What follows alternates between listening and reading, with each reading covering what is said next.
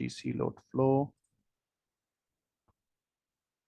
And let's start the discussion on the DC load flow. Okay, so I'll try to go through this slide pretty quickly because already the first few slides will cover basically the AC power flow formulation, which is already known to us. So it will be a little revisit type issue in the first few slides. And then in the latter part, we will show how we take the assumptions and how we reach at the DC load flow equations. And finally, at the end part, I will solve one example on the DC load flow.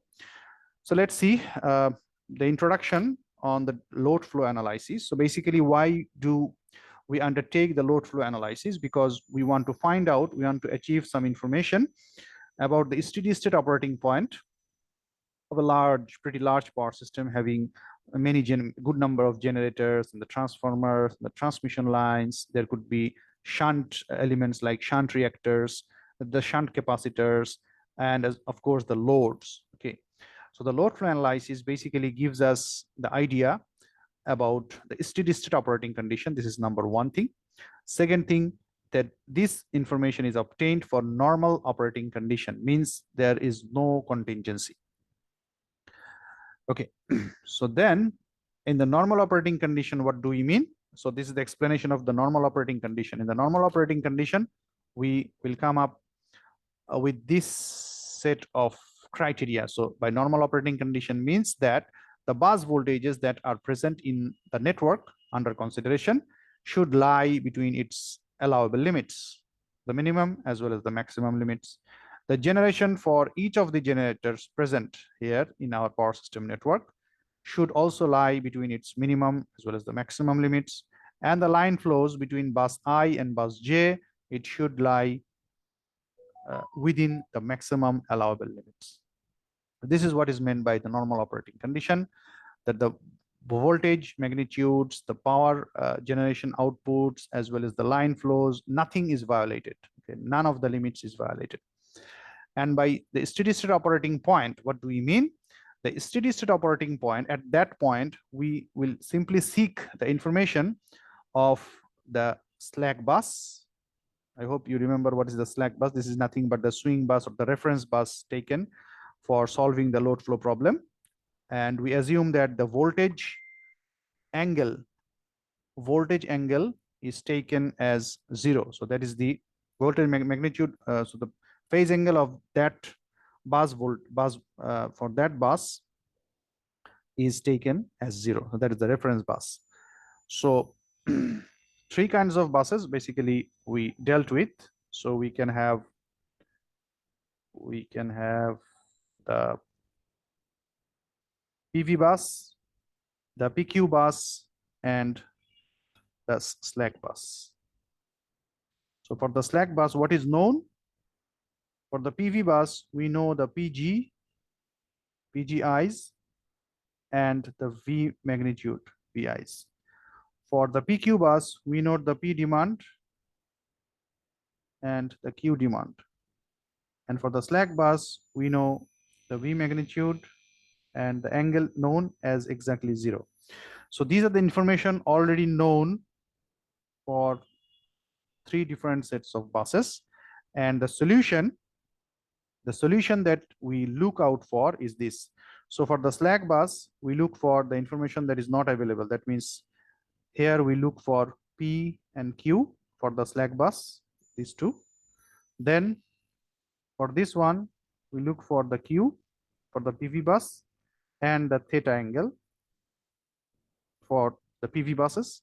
And for the PQ buses, we look for the V magnitude and the thetas. And once we obtain this set of information through the load flow analysis, we reach at a point where we can easily calculate the losses in the line, the flows in the line, the P loss, the Q loss, the real flow, and the reactive flow. So that means we have the complete information about the network under consideration.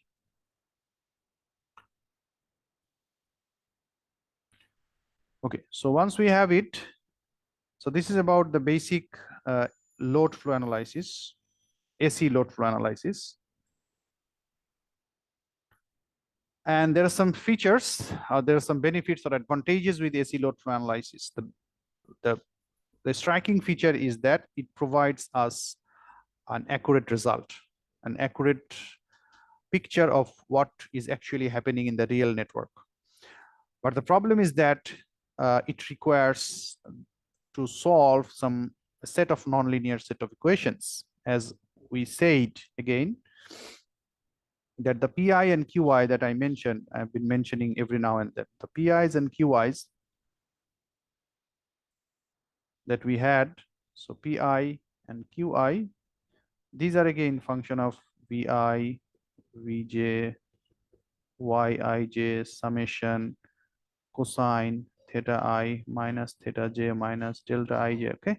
So you see there is a nonlinearity already there present. Vi multiplied by Vj, these are the unknown variables. So the multiplication of unknown variables is another nonlinearity. Presence of cosine is another nonlinearity.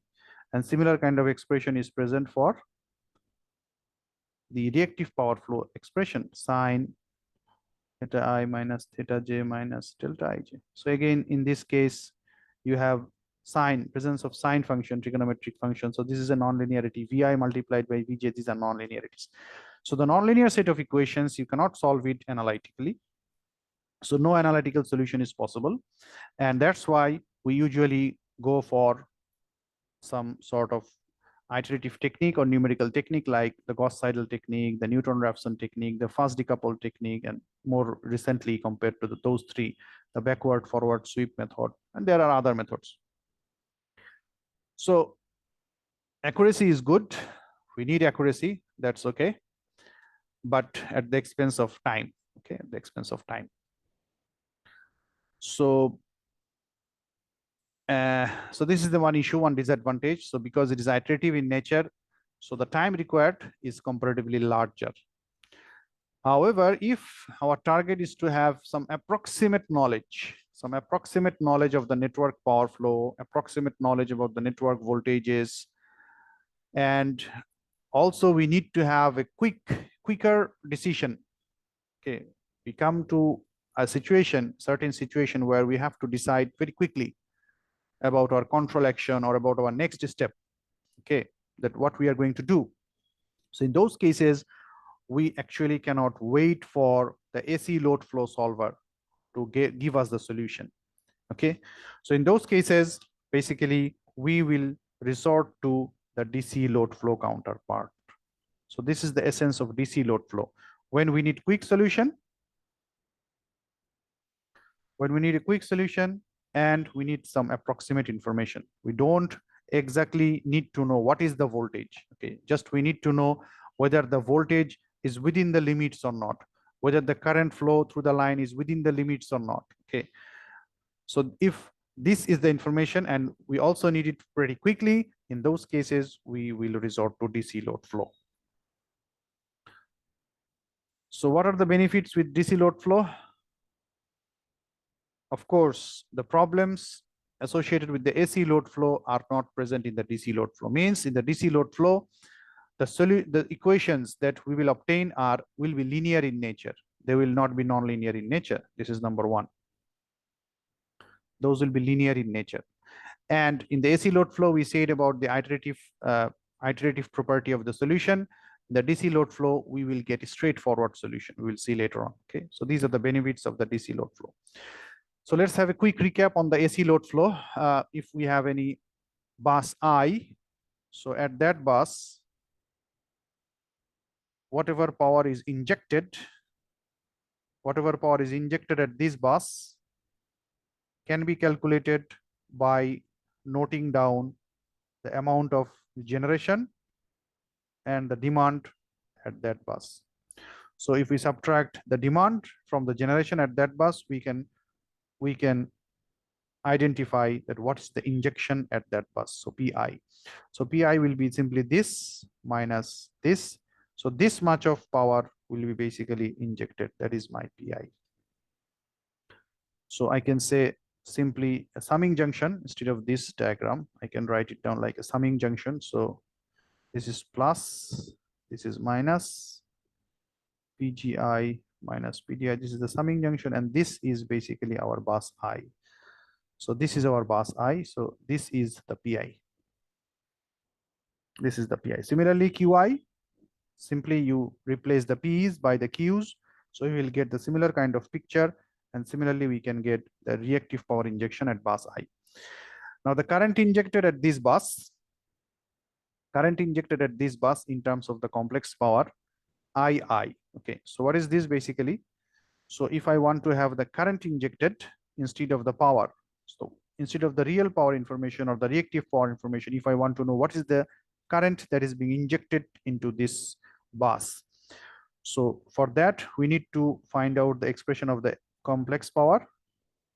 So SI is simply PI plus JQI at the ith bus.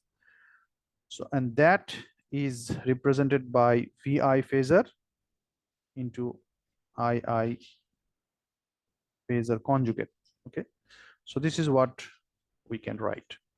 So instead of II conjugate, I want II. So from here I can simply write it like this. I can simply write it like, so I can take conjugate on both sides. So I can write VI conjugate II phasor equals to SI conjugate equals to PI minus JQI. So from here I can write II PI minus JQI by VI conjugate. So this is what we have done here. And here, if the associated angle of VI is this theta I, VI angle. So this is conjugate. So this should be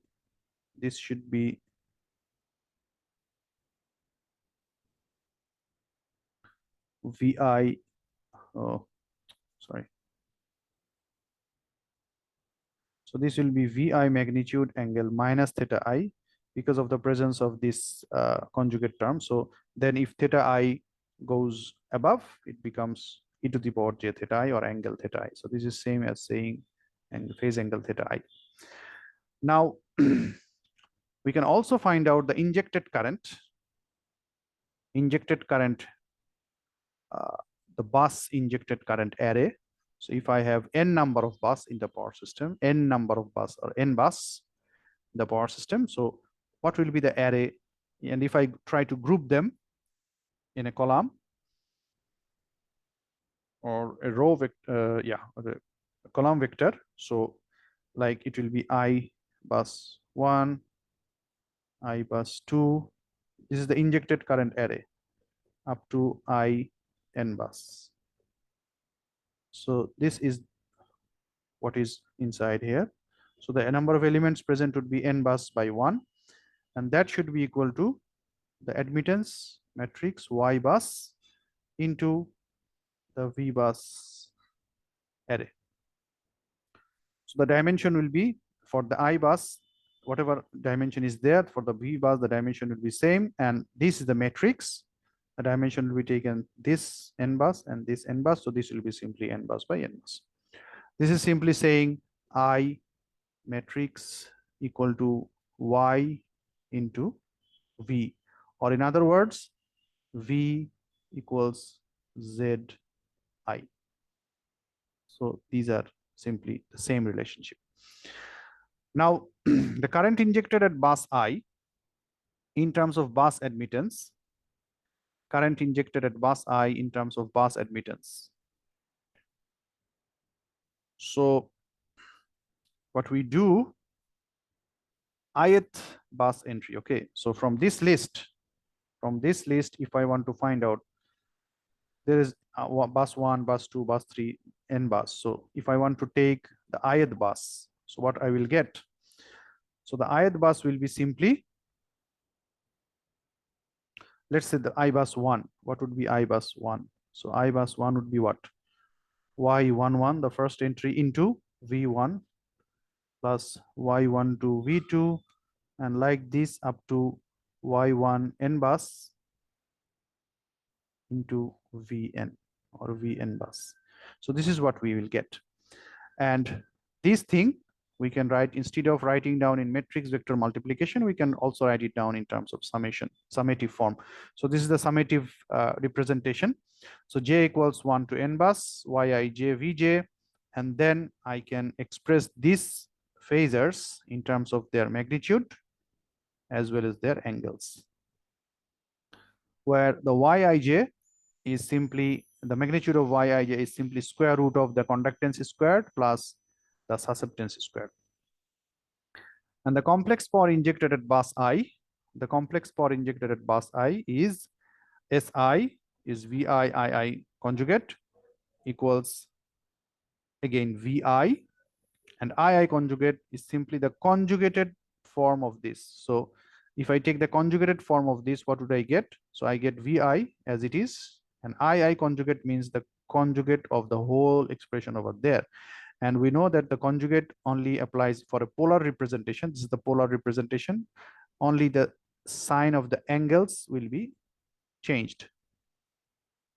So you see here the VI, then Yij, angle delta Ij, Vj, angle theta j conjugated.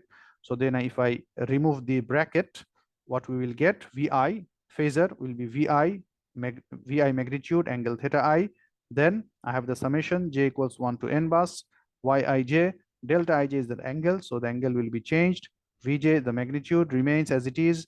Theta j, the sign is changed for the angle. And then I bring this, because this summation is done for the j index. And so I can easily take Vi and theta I inside the summation without changing the value of the whole expression.